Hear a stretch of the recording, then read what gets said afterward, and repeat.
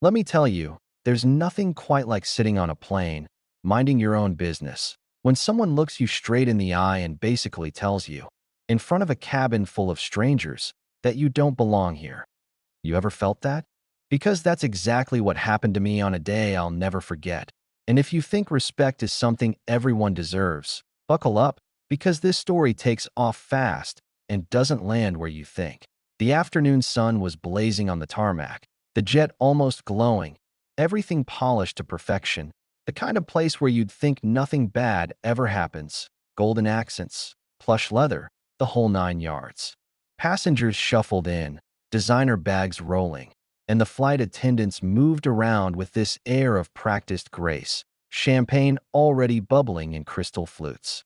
That's when I, Naomi Williams, stepped in, blending in as much as a black woman in a tailored navy suit could among all this luxury, hoping for a quiet ride to handle my business, not to make a scene. Funny how the universe sometimes has other plans. Lauren was the lead flight attendant, a woman who seemed to run on tension and hairspray, greeting every passenger with a different flavor of smile, warm and genuine for some, ice cold for others, and when she got to me, it was barely a smile at all.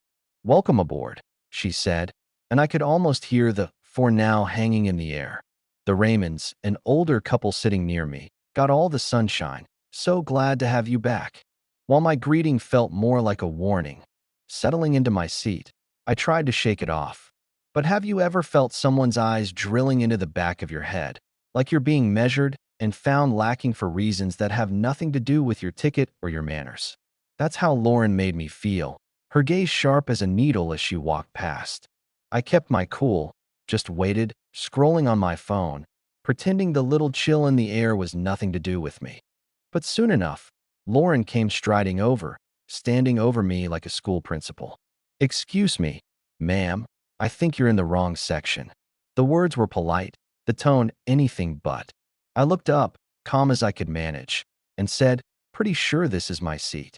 The corners of her mouth never moved, but her eyes flashed. "This section is for elite passengers only." You know that feeling when a room gets quiet, like everyone's waiting for you to prove them right or wrong? Yeah, that happened. People turned, whispering, already forming their opinions. Someone muttered, "She's just trying to get a free upgrade." I wanted to say something sharp, but I just said, "Maybe check your passenger list before you jump to conclusions." That set her off. "I don't need to check anything," she snapped, loud enough for everyone to hear.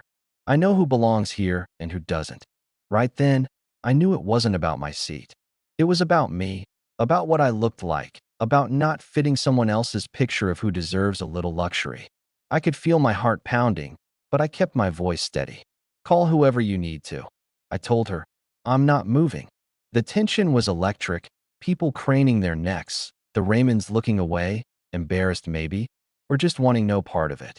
Lauren called over her junior, Grace, who looked like she'd rather disappear than get involved. Grace hesitated, clearly uncomfortable, her eyes darting from Lauren to me. "Maybe we should check the list," she whispered, but Lauren shut her down. "I've got this." She barked at me again, her voice now a public performance. "If you don't move, I'll have you escorted off this plane." I stayed in my seat, back straight, and said, "Think carefully about what you're doing." My words must have sounded like a threat, because Lauren just scoffed, but I saw a flicker of something in her eyes. Fear, maybe, or just the sense that this wasn't going to end the way she thought. The businessman across the aisle, a quiet type in a crisp suit, leaned over and said, "Is everything all right?" His kindness was a lifeline, but Lauren shut him down too. "Sir, please don't encourage this disturbance." The passengers watched, some appalled, some secretly enjoying the drama. My legs shifted slightly into the aisle, just trying to get comfortable, and Lauren seized the moment. She deliberately knocked the tray into my leg, water spilling everywhere, then turned it all on me. "Watch where you're putting your legs," she barked. "You caused a mess." That's when the real drama began. I said, quiet but clear, "You walked into me. I'm only asking to be treated like everyone else. If that's too much to ask, maybe you're the one who doesn't belong here."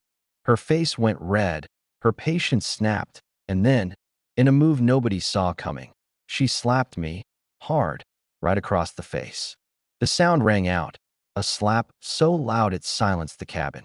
People gasped. Grace covered her mouth in horror. The businessman stood halfway up. Even the gossipy socialite lost her smug look. That I sat there, my cheeks stinging, but I didn't react. I just looked her in the eye and said, "You just made the worst mistake of your life." For a moment, Lauren blustered. "What are you going to do? Call the police?" But her voice was shaky, her hands trembling. Grace slipped away and I saw her making a call, her face white with nerves but set with determination. The businessman caught my eye, gave a little nod, as if to say, "You've got this." Lauren tried to get control back, snapping at me to move, but something in the air had shifted. The power dynamic was gone.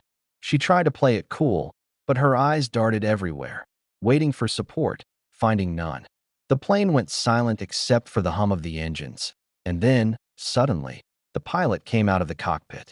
That never happens. He walked straight to Lauren, face tight. "I just received a call from management. The owner of this plane is on board, and that's Miss Williams here." You should have seen the shock, gasps, people staring, the nosy lady all but sliding out of her seat. "She owns the plane?" I barely had to move. The assistants rolled up in a black SUV as soon as we landed, brisk, purposeful, calling me Miss Williams, asking if I needed anything.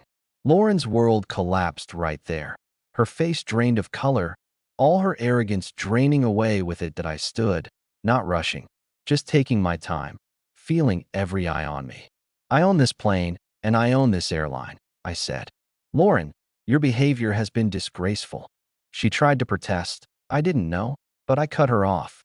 "You didn't know because you didn't bother to show basic respect. That's the real mistake." At that point, the police arrived. The captain backed me up, and Lauren tried to slip away. "You're not going anywhere," the pilot told her, blocking her path. I said, "You're fired, effective immediately." Her hands shook. Her words crumbled. I didn't mean to, but the truth was she meant every action until she was caught. The officers cuffed her and read her rights, and she walked down that aisle, humiliated, every passenger silent, a few filming quietly. The energy in the cabin changed, relief and justice mixing in the air. I turned to Grace, who had done the right thing when it mattered. "You'll be hearing from my office about a promotion," I told her. Her eyes shone, a rare moment of hope breaking through. And for the rest of the flight, people looked at me not with suspicion, but with something close to admiration, even gratitude. A few weeks later, I sat in a studio, the interviewer leaning in, asking, "What message do you hope to send?" I said, "Respect isn't a privilege. It's a right. No matter how you look, where you come from, or what people assume, you deserve dignity. And real leadership means setting that standard for everyone." I hope you hear that too, wherever you're watching from. When I flew again, the new crew greeted me with real warmth. "It's an honor to have you, Miss Williams." This time, I saw genuine smiles, felt real respect, not just for me, but for every passenger. I looked out at the clouds, felt the quiet victory in my bones. The world didn't change overnight, but it changed for everyone on that plane. And maybe, if you carry this story with you, it can change a little more. So tell me, do you think Lauren deserved forgiveness or justice? Would you have stepped in or stayed silent? Drop your thoughts below. Let's talk about what real respect and justice should look like, not just in the skies, but everywhere. And if you believe everyone deserves a little dignity, don't forget to like, subscribe, and share this story, because that's how we keep these conversations flying higher, one story at a time.